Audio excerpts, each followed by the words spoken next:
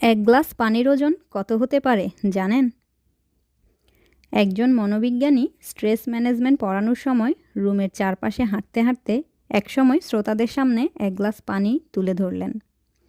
তখন সবাই ভেবেছিল তিনি হয়তো গ্লাসটি অর্ধেক খালি নাকি অর্ধেক ভর্তি এই প্রশ্নটি করবেন, কিন্তু তিনি আসলে তা করলেন না।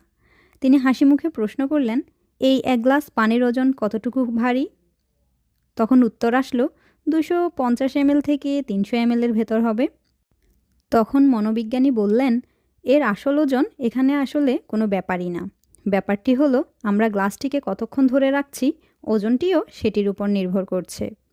যদি আমি এটাকে 1 মিনিটের জন্য ধরে রাখি, তবে তেমন কোনো সমস্যাই হবে না।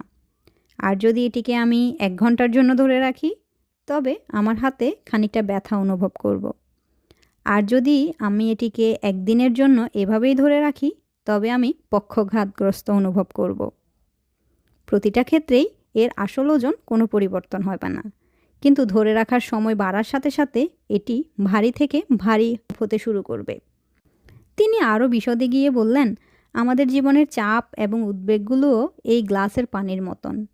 যা নিয়ে আমরা কিছুক্ষণ ভাবলে এটি তেমন কিছুই হবে না, কিন্তু এই চাপ আর উদ্বেগ যদি আমরা সারাদিনের জন্য মনের মধ্যে ধরে রাখি, তবে আমরা মানসিকভাবে হতাশাগ্রস্ত অনুভব করব।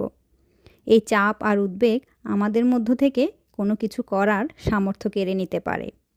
তাই চাপ কখনো অধিক সময় পর্যন্ত টানতে যাবেন না।